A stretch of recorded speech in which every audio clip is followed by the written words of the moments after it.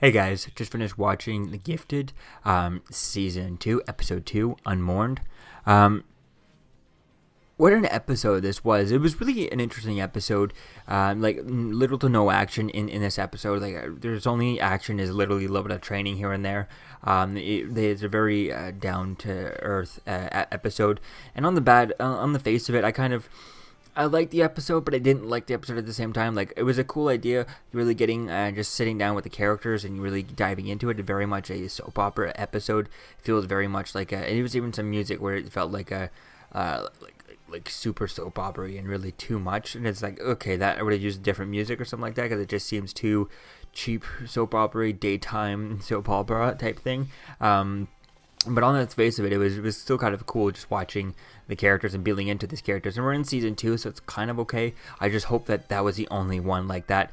And from this point on, even if we have episodes with less action involved, I'd like to not have too many episodes, like this, where there's kind of virtually no action. And there was I would say there's 1% action in this episode, and it's just kind of Reed and his powers going off, Andy training, and that's about it. And then the nightmare that we keep seeing playing over and over again in Reed and Andy and Lauren's dreams that they keep having, but they're just reusing that footage, right? So I think it would be cool to see maybe other ones like this, but not until later on, and maybe one more episode like this. But I'd like to see, rather than being a full episode like this where there's kind of only 1% action, maybe have it at the end, have it a later episode where it's 50-50, maybe 50-50 action and a little bit more. Whereas in this, it was kind of all drama, all character based, and all building these characters. And I like that a little bit, but at the same time, I still, the reason why watching a Marvel X-Men show is you want to see them use their powers, you want to see things go off and go crazy, right? So I think that would have been cool to see that. So I see a bit of that. So hopefully this is the only one we get like that. Later on, I'd like to see maybe an episode where most of the episode is all no action, and then at the end have like a 5-10 minute part where it's all action. Then that would be really cool, kind of building up to where they going off to do something. I think that could be the way they do it, rather than having another episode like this where it's just kind of calm and somewhat of a boring episode because there's no action involved. So I think it was kind of nice, though. I think they did it kind of very well. Not going to stand out or anything in between, as opposed to a down-to-earth episode without action and just kind of a drama episode. I think the shows like Daredevil have done it a little bit better.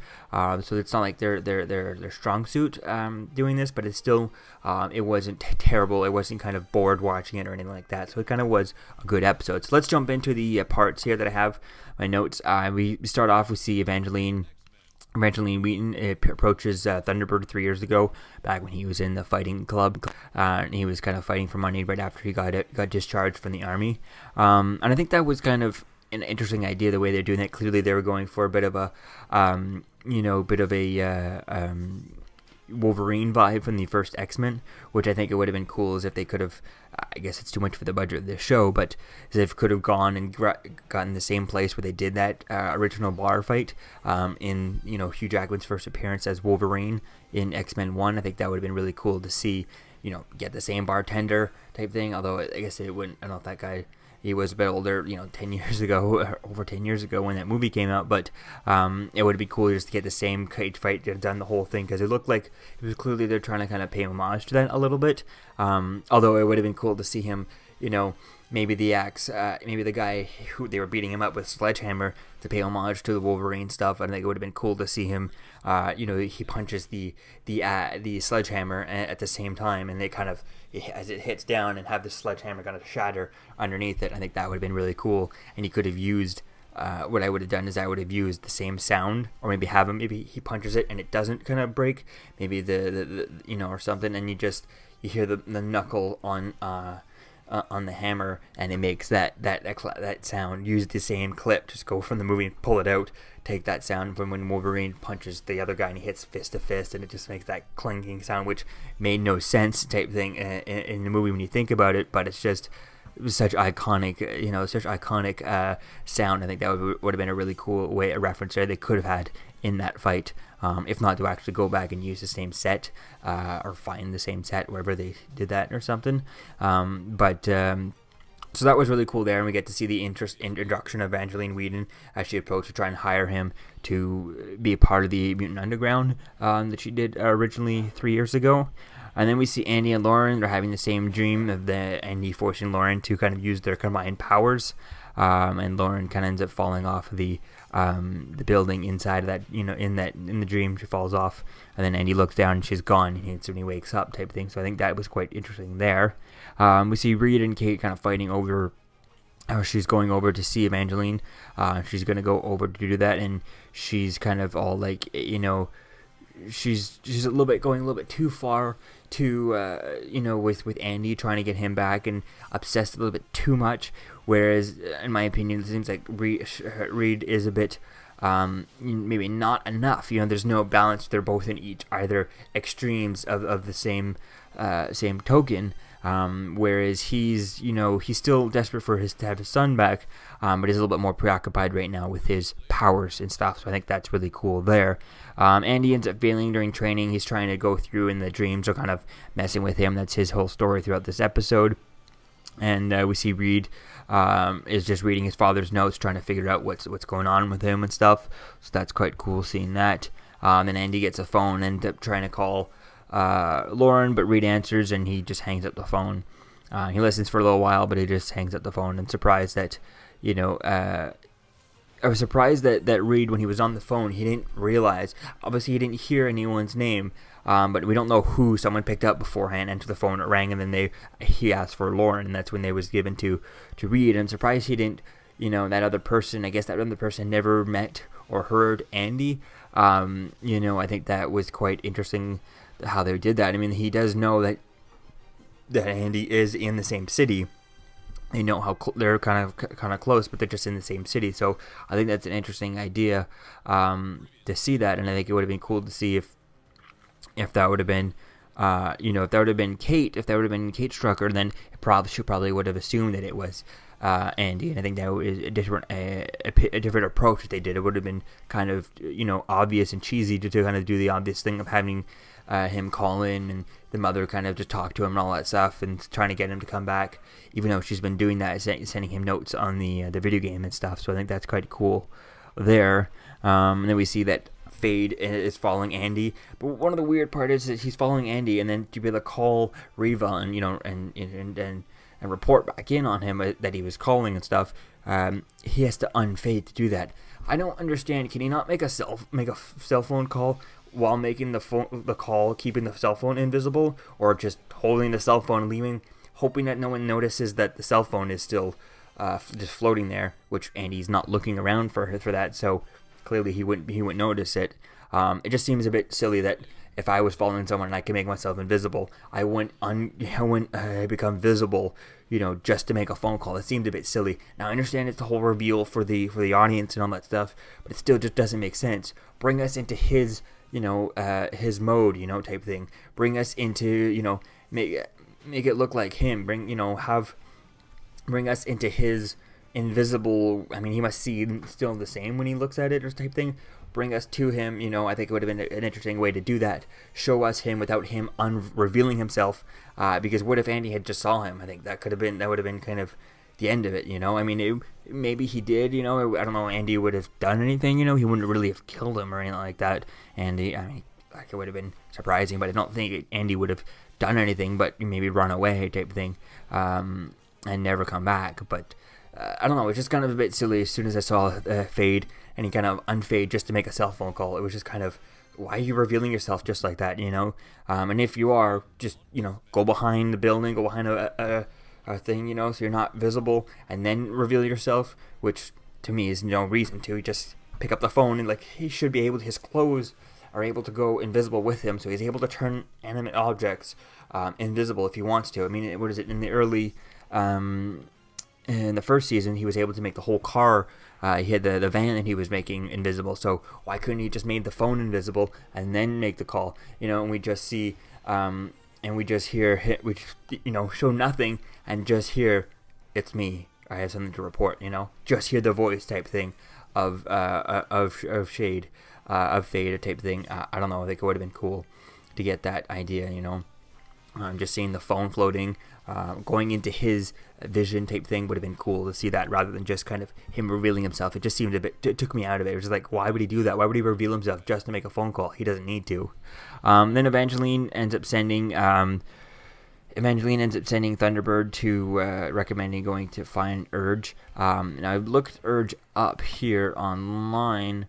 They don't have too much information about him, but he's one of the Morlocks and stuff, so that'd be cool to bring him in, and so it'd be cool to see him. What are his abilities? Supposed to be 6'6" in the comics. Wow, that's pretty tall. So maybe they'll make him that. He first appeared in Power Pack number 12 in 1985. What are his powers here? His powers, ambient energy absorption, electrical optic blast. That's gonna be pretty cool. Maybe to see him go against Eclipse when they first meet each other type thing. That could be cool. On to seeing where things go. And he has equipment, eye patch, weapons, and he has a knife. So that's really going to be cool to bring those characters in when we go into the next episode. It doesn't look like we're going to be doing that getting into the trailer, but I'll get to that as we get there. So it'll be cool to bring those Morlocks in pretty soon. Reva was just about to kill Andy just when he ends up admitting everything and comes clean. I think that was really cool, but at the same time, it's like he's a main character, he's not going to get killed off so early on, at least not in episode 2. If a main character is going to get killed off, it's going to be, at the end of a season, right? Or if to really be surprised, it'll probably be mid-season. So I think this is really way too early. So there's always no kind of tension for something like that at this point in the episode. And I think, if they're going to kill someone off like Andy, it's obviously going to be in front of his family, in front of everyone, so that they can all kind of deal with that. And I think that would be the way they would do it if they were going to do it. But I don't see them killing him off anytime soon, not in season 2. So, so that was really cool scene. But at the same time, it's like, they're obviously not going to kill him, right? Lauren is kind of filled with guilt. We also find out that Lauren is filled with guilt, and she doesn't want Andy to really come back because she's so filled with so much guilt from killing 15 people back in season 1 when they combined their powers. So I think that's really going to be cool to see where things go with that. I could see definitely it's going to build up to Andy being forced to make Lauren use her powers and use their combined powers, and maybe she's going to be mind controlled by the Frost sisters into doing it. I think it'd be cool to see that, and maybe if she's going to be able to find someone who'll be able to help, maybe one of the Morlocks will be able to help her train her powers, so that just because Andy shows up and grabs a hold of her, grabs her hand type thing, starts touching her and stuff, and then just grabs her hand and forces her to use their combined powers, maybe she can learn somehow to kind of block it and stop him from using their combined powers. I think that could be an interesting idea. They get more control over it, because last time when they just did it, they just hold hands and prayed and just kind of set out a blast, no control, no nothing. Whereas if she was able to kind of learn to try and stop it, I think that could be an interesting idea, maybe more directional, maybe start learning how to use it. I think that could be cool, both separately training how to use their powers that they can't actually test without each other. So I think that's really going to be cool to see as we build up something like that. I like to see something like that building up, rather than having them just show up and Andy trying to force her to use the power because he's told to.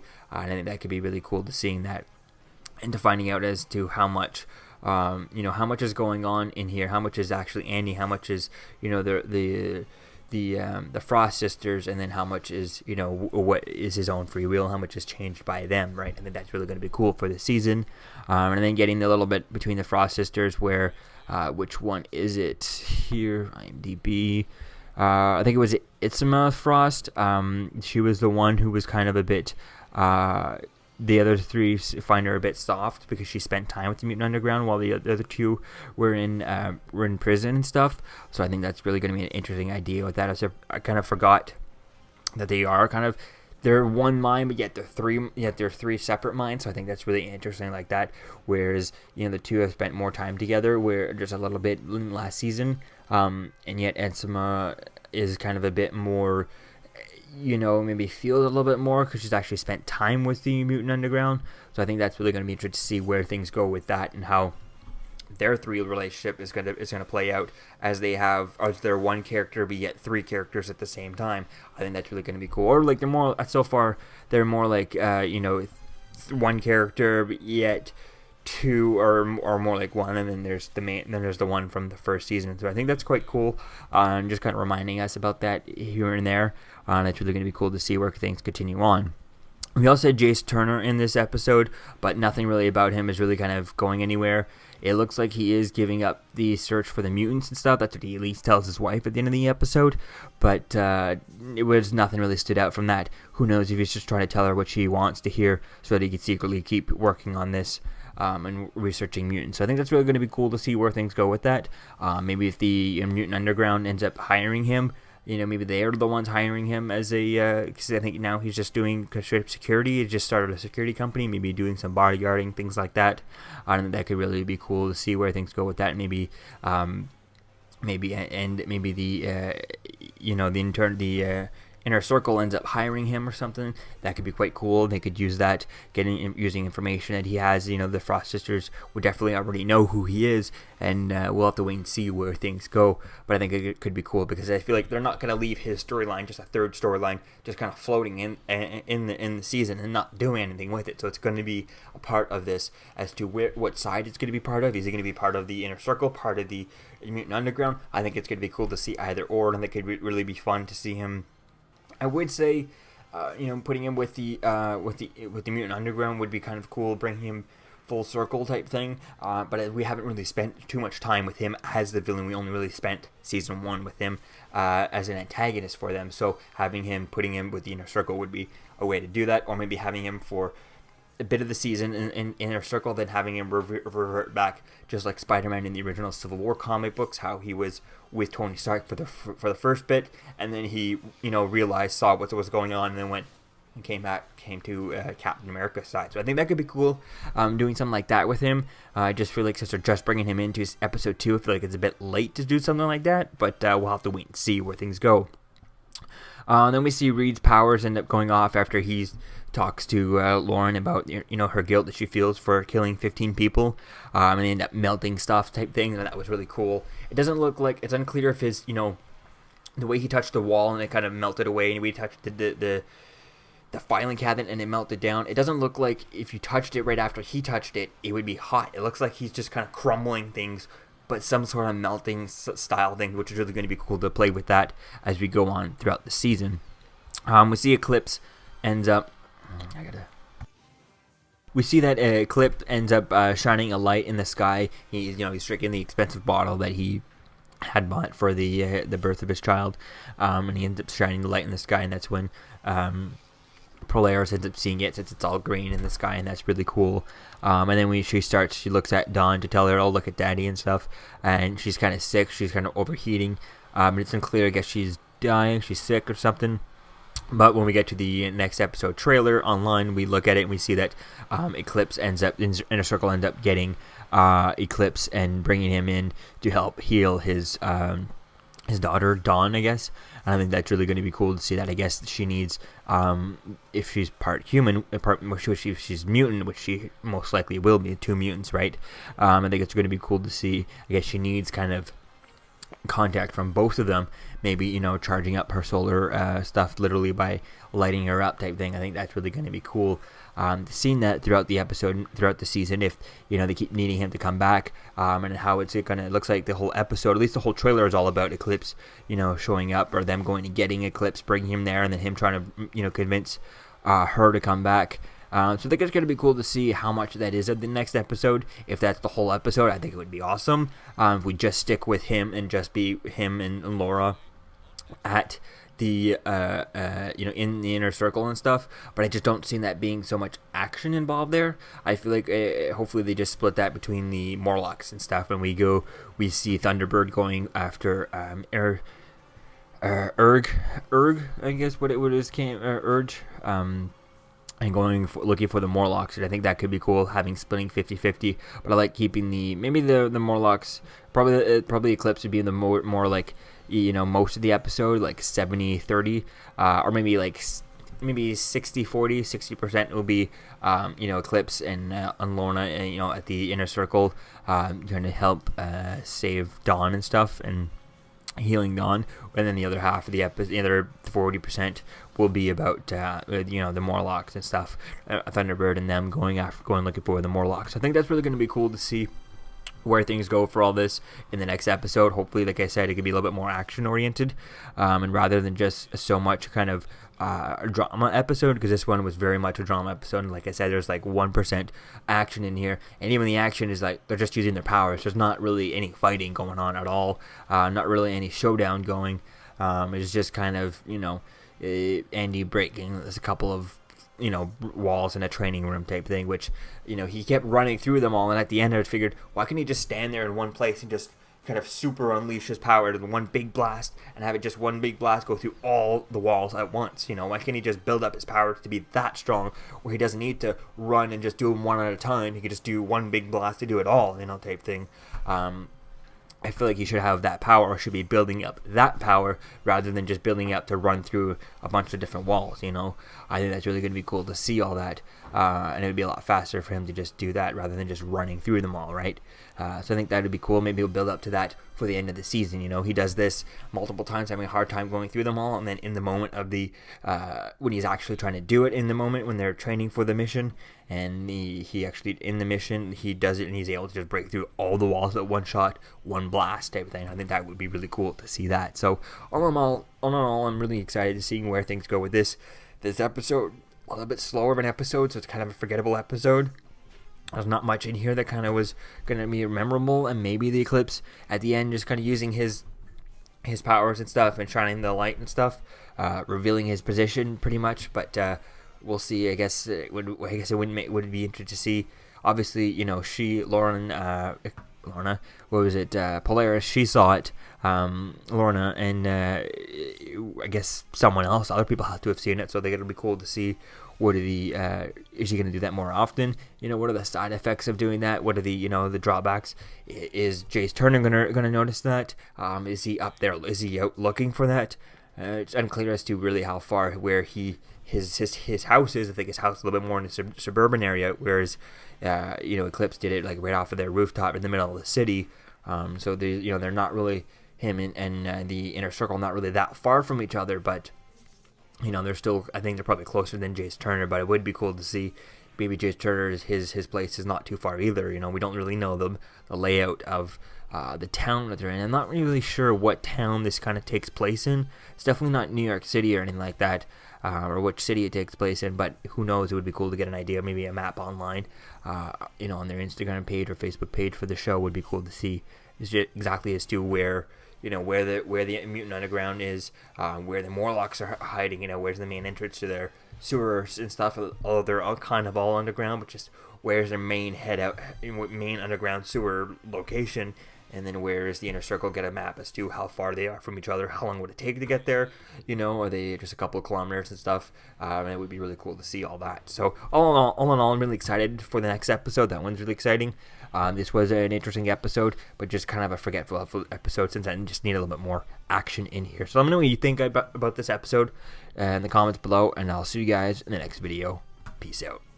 I'm Captain America, here to talk to you about one of the most valuable traits a soldier or student can have. Subscribing. Sometimes subscribing is the key to victory. Sometimes it leads to very little, and it seems like it's not worth it. And you wonder why you waited so long for something so disappointing. How many more of these? You're still here. Don't forget to like, comment, and subscribe, guys. Peace. It's over.